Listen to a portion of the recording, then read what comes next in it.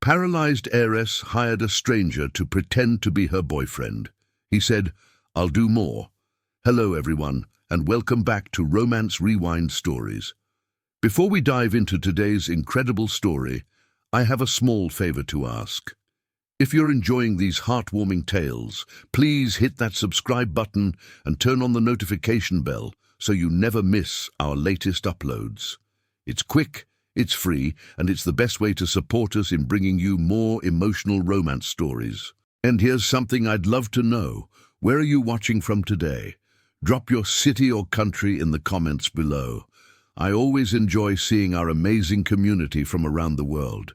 Oh, and if this story touches your heart, don't forget to hit the like button. It really helps us grow and reach more people who love these kinds of tales. Now, let's get into today's story. Paralyzed Heiress hired a stranger to pretend to be her boyfriend. He said, "I'll do more." The ad was simple, almost clinical. Need companion for family event, one weekend, $5,000. Must be comfortable with disability accommodation. Discretion required. Phoenix Crane stared at his laptop screen in the public library, his stomach growling loud enough that the person at the next computer shot him an annoyed look. At 32, Phoenix had been homeless for 3 months, ever since his construction job ended and he couldn't make rent. $5,000 would get him back on his feet, into an apartment, maybe even buy some decent clothes for job interviews. He clicked reply before he could talk himself out of it. 2 hours later, his phone, a beat-up burner he'd bought at a pawn shop, buzzed with a response. "Interview tomorrow, 2 p.m., Sutton Estate, 5th Avenue. Phoenix showed up 15 minutes early, acutely aware of how his thrift store button-down and worn jeans looked against the marble and gold of the Sutton Estate lobby. The doorman eyed him with suspicion until he gave the name he'd been instructed to use. "Ms. Sutton is expecting you. Penthouse level." The elevator ride felt like ascending to another planet. When the doors opened directly into a sprawling penthouse, Phoenix's breath caught. Floor-to-ceiling windows overlooked Central Park. Art that probably cost more than he'd earn in a lifetime decorated the walls. And in the center of all that wealth, sitting in a sleek, custom wheelchair, was the most beautiful woman he'd ever seen. Iris Sutton was 28, with dark hair that fell in waves past her shoulders and gray eyes that assessed him with sharp intelligence. She wore elegant clothes that somehow made the wheelchair look like a fashion statement rather than medical equipment. "You're early," she observed, her voice cultured but not unkind. "I appreciate punctuality." "I appreciate $5,000, Phoenix replied honestly, then winced. "Sorry, that came out wrong." A small smile touched Iris's lips. "No, I prefer honesty. Sit." She gestured to the chair across from her. "Let me explain what I need." Phoenix sat, trying not to feel intimidated. "In 2 weeks, my family is having our annual charity gala," Iris began. "It's a weekend event, Friday dinner, Saturday gala, Sunday brunch. And for the past 3 years since my accident, I've attended alone while my cousins parade their partners around and my aunt makes pointed comments about my tragic situation." "Your tragic situation," Phoenix repeated. "Being paralyzed and single," Iris said bluntly. "Apparently, I'm a cautionary tale about how disability makes you unlovable. My Aunt Constance has made it her mission to set me up with every nice young man who wouldn't mind my wheelchair." She made air quotes with such disdain that Phoenix almost laughed. "So you want to hire a boyfriend to get her off your back?" "Precisely. Someone to attend the weekend events, act appropriately couplish, and convince my family that I'm perfectly capable of finding my own partner. Then we part ways, and you're $5,000 richer." "Why me?" Phoenix asked. "You could hire an actor or an escort service." "I did hire an escort service last year," Iris admitted. "The man they sent spent the entire evening explaining to people how brave I was and asking if I needed help with basic tasks I'd been doing independently for years. It was humiliating." She studied Phoenix. "You're different. Your application mentioned you've done construction and physical labor. You understand functional accommodation without being patronizing about it." Phoenix nodded slowly. "My little brother has cerebral palsy. I grew up knowing the difference between helping and infantilizing." Something shifted in Iris's expression, surprise maybe, or respect. "Then you understand why I need someone who'll treat me like a person, not a charity case." "I can do that," Phoenix said, "but I should be honest. I'm currently homeless. Lost my job, lost my apartment. I cleaned up for this interview, but—" He gestured to his worn clothes. "This is all I've got. If you need someone polished—" "I need someone real," Iris interrupted. "Someone who won't be intimidated by my family's wealth or treat me with kid gloves because of my wheelchair. Can you be that person for one weekend? For $5,000? Absolutely. Then you're hired." Iris wheeled to her desk, pulling out a contract. "We'll need to establish our backstory, go over expectations, maybe do a practice run. The gala is in 2 weeks. Can you commit to prep sessions before then?" Phoenix thought about the shelter where he'd been staying, about the meals he'd been skipping to save money, about the opportunity to reset his life. "Yes, whatever you need." What Phoenix didn't expect was how much prep Iris required. Over the next 2 weeks, they met 6 times, sometimes at her penthouse, sometimes at cafes she'd carefully researched for accessibility. She drilled him on her family history, her business. She ran the Sutton Foundation, managing the family's charitable giving, her likes and dislikes. "We met 4 months ago at an art gallery," Iris recited during one session. "You were there for the installation crew. I was there for the exhibition. We started talking about the pieces, discovered shared tastes, exchanged numbers." "Why installation crew?" Phoenix asked. "Why not say I'm something more impressive?" "Because I don't date men who feel the need to compete with my wealth," Iris said. "You being blue-collar, working with your hands, that's authentic. My family will believe it because it fits who I actually am." During these prep sessions, Phoenix learned things the contract didn't cover. How Iris had been a competitive horseback rider before a fall during a championship event left her paralyzed from the waist down at 25. How she'd turned her family's foundation from a tax write-off into a genuine force for disability rights and accessibility advocacy. How she was brilliant, funny, and carried herself with a dignity that made people forget the wheelchair, until they said something stupid. "Do you're so inspirational thing a lot?" Phoenix asked during one session. Iris groaned. "Constantly. Complete strangers telling me I'm brave for existing in public. It's exhausting." "Uday, my brother says the same thing," Phoenix said. "People treat him like he's overcome tremendous odds by going to the grocery store." "Exactly!" Iris leaned forward, animated. "I'm not inspirational for living my life. I'm just living. But people can't seem to separate me from my wheelchair." "For what it's worth," Phoenix said carefully, "I notice the wheelchair, but it's not what I see first." "What do you see first?" Iris asked, something vulnerable in her voice. "Someone who's scary, smart, and has excellent taste in art," Phoenix replied honestly. "Also, someone who makes really terrible puns and thinks I don't notice." Iris laughed, genuinely laughed, and Phoenix felt something shift in his chest. The night before the gala weekend, Iris insisted Phoenix stay at her penthouse. "We'll leave together in the morning," she explained. "Plus, I had my stylist prepare outfits for you. For the weekend." Phoenix found 3 complete outfits in the guest room, perfectly fitted, high quality, but not flashy. Everything he'd need, down to shoes and accessories. "This is too much," he protested, finding Iris in her study. "It's part of the deal," she said.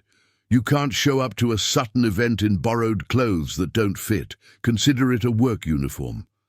But it felt like more than that. It felt like she saw him, understood the shame of not having proper clothes, and fixed it without making him feel small. "Thank you," Phoenix said quietly. "Not just for the clothes, for everything. These past 2 weeks, they've been good. I've had somewhere to be, someone to talk to. It's meant a lot." Iris's expression softened. I should be thanking you. I've actually enjoyed the prep. Usually these family events fill me with dread, but knowing you'll be there, it's less terrifying. The weekend started with a Friday dinner at the Sutton family's Connecticut estate. Phoenix had seen wealth before, but nothing like this. A mansion that looked like it belonged in a period drama, with staff and formal dining and enough silverware to confuse anyone not born into this world. Iris's family was exactly as she'd described. Her father was kind but distant, clearly uncomfortable with her disability. Her aunt Constance radiated judgment. Her cousins, two married, one engaged, looked at Phoenix with barely concealed disdain. "So, Phoenix," Aunt Constance said over the first course, her tone dripping with false sweetness, "Iris tells us you work in construction. How rustic." "I did," Phoenix corrected politely. "Currently between jobs, but I've got some leads." "How convenient that you met my niece," Constance continued. "I'm sure her financial situation has nothing to do with your interest." "Aunt Constance," Iris said sharply.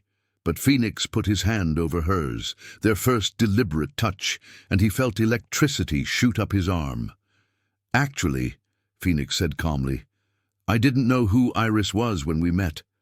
I just knew she laughed at my terrible jokes and didn't mind that I showed up to our first date in work boots because I came straight from a job." He turned to Iris with a smile that wasn't entirely fake. "The money was a surprise. Her sense of humor was what I fell for." Under the table, Iris squeezed his hand. The evening continued in similar fashion, barbed comments disguised as concern, Phoenix deflecting with grace Iris clearly hadn't expected. When they finally escaped to their rooms, separate though connected by a shared sitting area, Iris wheeled into his space, looking exhausted. "I'm sorry," she said. "Constance was worse than usual, and my father barely acknowledged me all evening. I shouldn't have dragged you into this dysfunction." "Hey," Phoenix said gently, kneeling so they were eye level. "I signed up for this, and for what it's worth, you handled yourself with way more grace than they deserved." "Did you mean what you said?" Iris asked. "About my sense of humor being what you'd fall for?" Phoenix's heart raced. They were supposed to be acting. This was a job. But looking into her grey eyes, he couldn't lie. "Yeah, I meant it. These past 2 weeks, getting to know you. If this were real, I'd be falling pretty hard right now." Iris's breath caught. "Phoenix!" "I know," he said quickly, standing up. "I know this is just an arrangement. I'm not trying to complicate things. I just wanted you to know that any man, regardless of your wheelchair, would be lucky to be with you. Your aunt is wrong. You're not tragic or pitiable. You're amazing." "What if I'm falling too?" Iris whispered. Phoenix froze. "What if this stopped feeling like pretend somewhere around our third prep session?" Iris continued, her voice shaking slightly. "What if I've been looking forward to our meetings, not because of the gala, but because I genuinely enjoy spending time with you?" "Iris, I'm homeless," Phoenix said bluntly. "I have nothing to offer you. This weekend is ending and I'll take my $5,000 and disappear back to my world, and you'll stay in yours. That's the deal." "What if I don't want that deal anymore?" Iris asked. "What if I want to renegotiate?" "To what?" "To something real," she said. "Phoenix, I know this is crazy. I know we're from completely different worlds, but I haven't felt this comfortable with anyone since my accident. You don't treat me like I'm fragile or broken. You don't hover or assume I need help with everything. You just see me." "I do see you," Phoenix admitted. "And what I see terrifies me because it makes me want things I can't have. Why can't you have them? Because you're Iris Sutton, heiress to a fortune, running a foundation that changes lives. And I'm a homeless guy who's being paid to pretend to be your boyfriend. The gap between us isn't just about money, it's about everything." "What if the gap isn't as big as you think?" Iris argued. "Phoenix, you've been more genuine with me in 2 weeks than most people in my life have been in years. That matters more than any bank account." Before Phoenix could respond, there was a knock at the door. Iris's father stood in the hallway, looking uncomfortable. "Iris, may I speak with you?" "Privately." After Phoenix left them alone, He stood in the hallway, his mind racing. Was Iris serious? Could this actually be real? 20 minutes later, Iris emerged, her face pale but determined. My father just informed me that Aunt Constance has been pressuring him to declare me incompetent to manage the foundation. She wants control of the family's charitable assets, and she's using my wheelchair and my singleness as evidence that I'm not capable. That's outrageous, Phoenix said, anger flaring. It's also legal if she can get enough family members to agree, Iris said, and she's been working on my cousins all year. She took a shaky breath. My father told me this weekend is essentially a test. If I can present as stable, capable in a healthy relationship, they back off. If I fall apart or seem isolated, they take everything you've built, Phoenix finished. Iris, I'm so sorry. Which is why I need to ask you something, Iris said. And please know you can say no. But Phoenix, would you consider extending our arrangement? Not just this weekend, but longer. 6 months, maybe a year. Long enough to convince my family I'm fine and get them off my back. You want me to be your fake boyfriend for a year. I want you to let me hire you as my companion, I suppose. You'd have a place to live, the guest room here, or I can set you up in an apartment, a salary, not just a one-time payment. And in exchange, you'd attend family functions with me, help maintain the appearance that I'm in a stable relationship. Iris, I know it's a lot to ask, she continued quickly, but you need stability, and I need protection from my family's judgment. We could help each other. Phoenix thought about the shelter, about job hunting with no address, about the precarious edge he'd been living on. He thought about the past 2 weeks, about how comfortable he'd become with Iris, how much he'd started to care. What about what you said earlier? He asked. About wanting something real. Maybe we build something real within the arrangement, Iris suggested. No pressure, no expectations. But Phoenix, I feel safer with you than I have with anyone in years. Can we at least try? Phoenix should have said no. Should have taken his 5,000 and walked away before feelings got more complicated. But looking at Iris, brave, vulnerable Iris who was fighting to keep control of her own life, he couldn't. He said, 6 months. We try this. But Iris, if at any point you want out, you tell me. No guilt, no hard feelings. Deal? Deal, she agreed.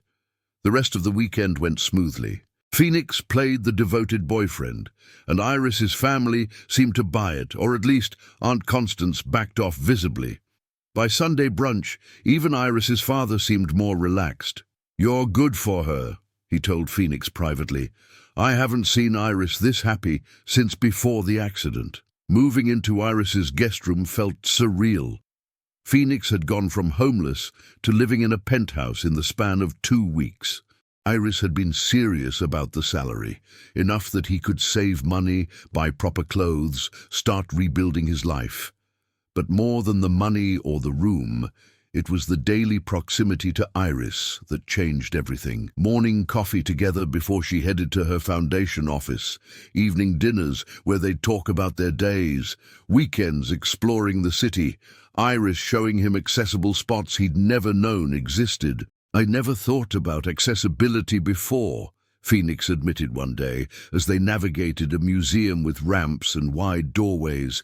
"How much of the world just isn't built for wheelchairs?" "Most people don't, until they have to," Iris said. "That's why the foundation work matters so much, changing not just buildings, but mindsets." "You're changing mine," Phoenix said. "Every day, you teach me something new." 3 months into their arrangement, something shifted. They'd fallen into such a comfortable routine that the lines between fake and real had completely blurred. Phoenix found himself looking forward to coming home to Iris. She'd started leaving him little notes. "Coffee is ready. Tried a new route today, only 3 curb cuts missing." That made him smile. And then one evening, as they sat watching the sunset over Central Park, Iris said, "I need to tell you something." Phoenix's heart sank. This was it. She was ending the arrangement, had met someone real, I'm in love with you, Iris said. I know that wasn't the deal. I know this was supposed to be purely practical. But Phoenix, somewhere between fake boyfriend and actual roommate, I fell completely in love with you. Phoenix couldn't breathe. Iris! You don't have to say it back, she continued quickly. I just needed you to know. Because I can't keep pretending this is just an arrangement when every time you smile at me, my heart races. When you automatically adjust for accessibility without making it a big deal, I fall a little more. When you treat me like I'm capable and strong, but also hold my hand when I'm scared, I can't keep pretending that's just friendship.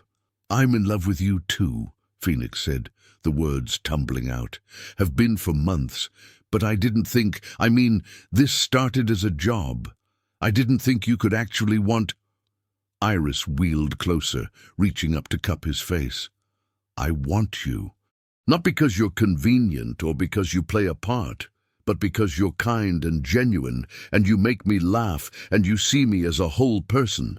The wheelchair, the money, the family drama, you see past all of it to just Iris, and I see past your past circumstances to just Phoenix, the man who's been quietly saving every penny, who volunteers at the accessibility non-profit I mentioned, who remembered my brother's birthday and sent him a card. You notice that? Phoenix asked. I notice everything about you, Iris said. So the question is, are you willing to turn this fake relationship into a real one? Phoenix's answer was to lean down and kiss her. Gentle at first, then deeper as 3 months of suppressed feelings poured out. When they finally broke apart, both were breathing hard. I'll take that as a yes, Iris said with a shaky laugh.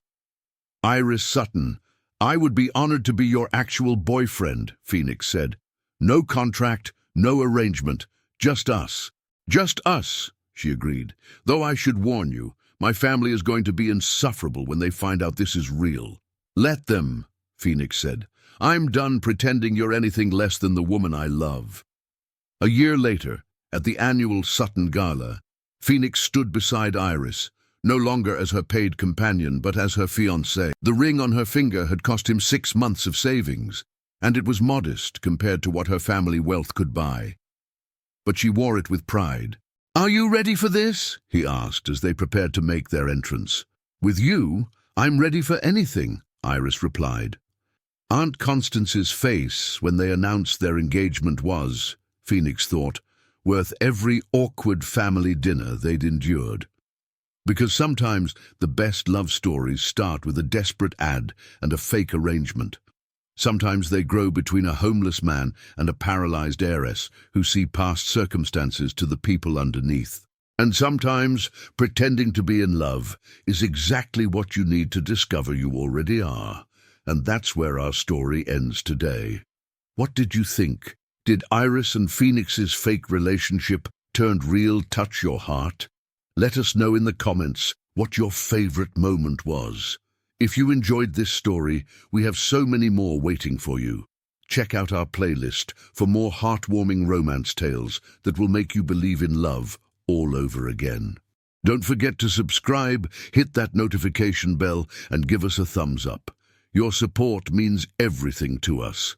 Until next time, keep believing in love, keep believing in second chances, and remember, the best stories are the ones that remind us we all deserve our happily ever after. See you in the next story.